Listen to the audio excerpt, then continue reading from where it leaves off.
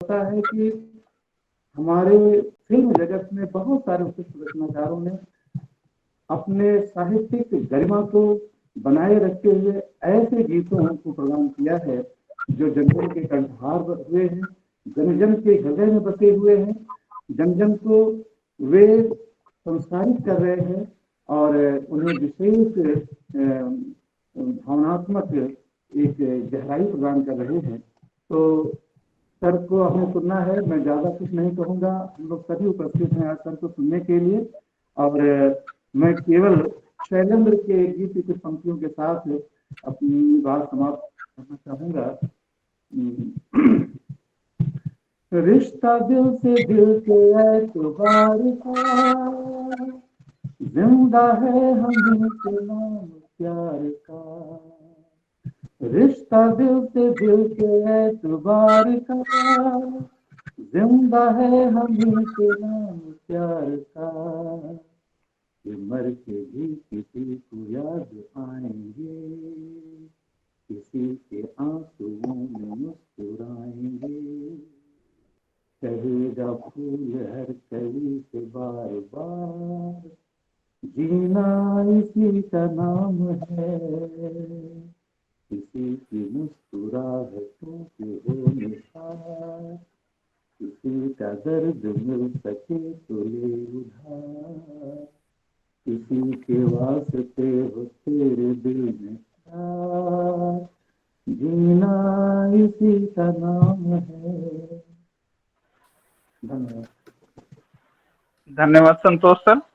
कार्यक्रम को आगे बढ़ाते हुए मैं अपने मुख्य अतिथि श्री तेजन शर्मा जी से आग्रह करूंगा कि वे आज के मुख्य विषय हिंदी सिनेमा के गीतों में साहित्य पर अपने विचारों से हमें अनुग्रहित करें। डॉक्टर तेजन शर्मा सर।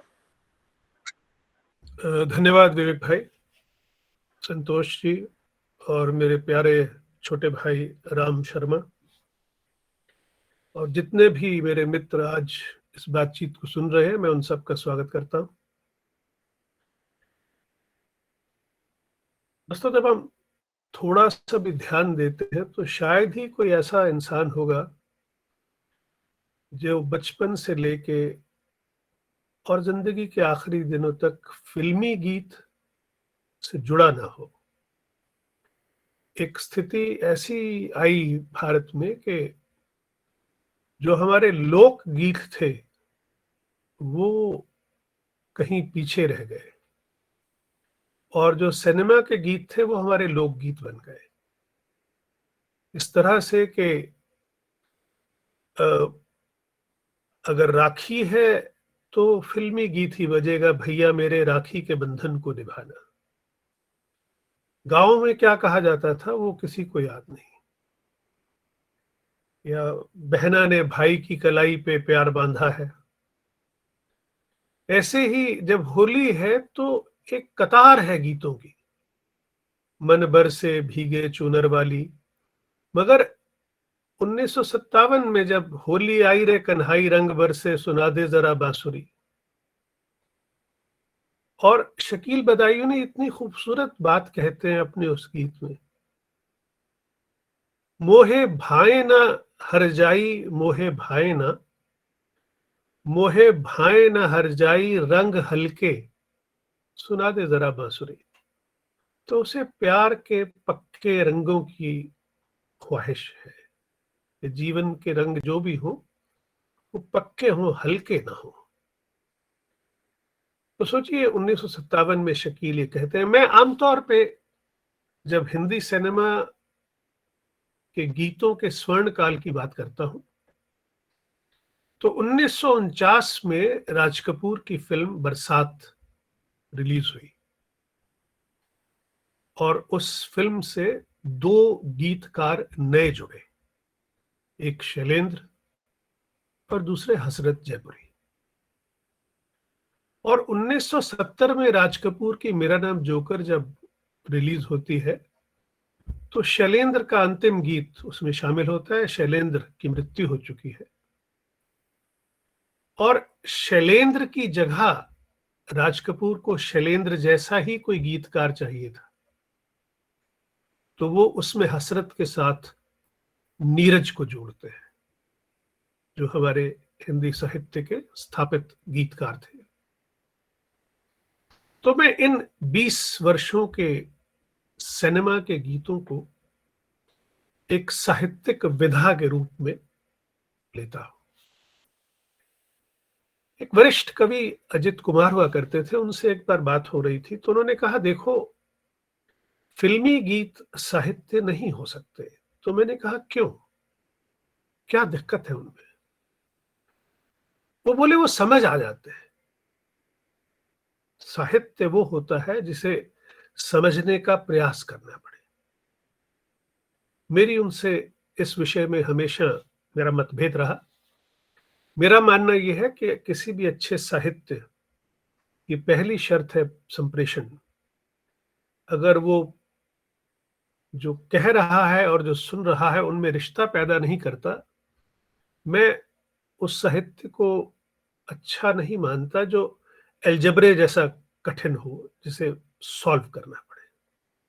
मुझे लगता है कि सही साहित्य वही है जो दिल से निकले, दिल तक जाए, और उसके बाद उसके अंदर से हर व्यक्ति के लिए अपने लेवल की, अपने काम की एक चीज निकल आए। जो कम पढ़ा लिखा आदमी है, उसे अपने काम की चीज उस गीत में दिखाई दे जाए। जो थोड़ा ज्यादा प्रबुद्ध है, वो अपने लेवल की चीज उसमें खोज ले। और जो इंटेलेक्चुअल है, उसे वो इंटेलेक्चुअल फूड फॉर थॉट मिल जाए। ऐसे साहित्य को मैं अच्छा साहित्य मानता हूं। क्योंकि जिन लोगों को पढ़ पढ़कर हमने साहित्य सीखा, उन्होंने कभी इस हिसाब से नहीं लिखा कि हम कठिन हैं। हमारे कथाकारों के लिए प्रेमचंद सर्वश्रेष्ठ और शीर्ष लेखक हैं। उन्होंने हमेशा उस भाषा में लिखा जो हम सबको समझ में आए। और बचपन से जो पंक्तियां हमारे होठों पे चढ़ जाती हैं, वो वही है जो स्कूल की किताबों में सुभद्रा कुमारी चौहान की कविता है। बुंदेले हर बोलो के मुख हमने सुनी कहानी थी, खूब लड़ी मर्दानी वो तो झांसी वाली रानी थी। या पांडे जी की कविता है, रणबीच चौकड़ी भर भर कर चेतक बन गया निराला था, राणा प्रताप के कोड़े से पड़ गया हवा का पाला था। अब यहां से एक समस्या शुरू होती है। समस्या ये है कि सुभद्रा कुमारी चौहान की जो कहानी है, वो तो साहित्य है, मगर अगर महात्मा गांधी की कहानी कोई कहे कि सुनो सुनो है दुनिया वालों बापू जी की अमर कहानी, वो बापू जो पूजे थे इतने जितना गंगा मां का पानी, तो वो साहित्य नहीं है, क्योंकि उसे राजेंद्र कृष्ण ने लिखा है। और राजेंद्र कृष्ण फिल्मी आदमी है, तो फिल्मी आदमी साहित्य कैसे लिख सकता है? पांडे जी का चेतक जो है वो कविता है, मगर भरत व्यास जब कहता है, वो पवन वेग से उड़ने वाले घोड़े तुझ पे सवार है, जो मेरा सुहाग है वो रखियो रे आज उसकी लाज। अब देखिए उसकी कविता पांडे जी से कितनी बेहतर शुरू होती है। पांडे जी सीधा सीधा कहते हैं, रणबीच चौकड़ी भर भर कर चेतक बन गया निराला था। वो पहली पंक्ति में चेतक का नाम ले देते हैं। और भरत व्यास कहते हैं, वो पवन वेग से उड़ने वाले घोड़े, वो एक बिंब रचते हैं, वो चेतक का नाम नहीं लेते। तुझ पे सवार है जो मेरा सुहाग है वो रखी रे आज उसकी लाज। और वो पांडे जी से कहीं आगे बढ़ जाते हैं और कहते हैं, तेरे कंधों पे आज भार है मेवाड़ का, करना पड़ेगा तुझे सामना पहाड़ का। अब देखिए, चेतक एक घोड़ा है, उसे मनुष्य का रूप देकर उसके कंधों पे मेवाड़ का भार भरत व्यास रखते हैं। और अकबर जैसे पहाड़ से मुकाबला है उनका। हल्दी घाटी की लड़ाई है, वहां वैसे भी पहाड़ियां हैं।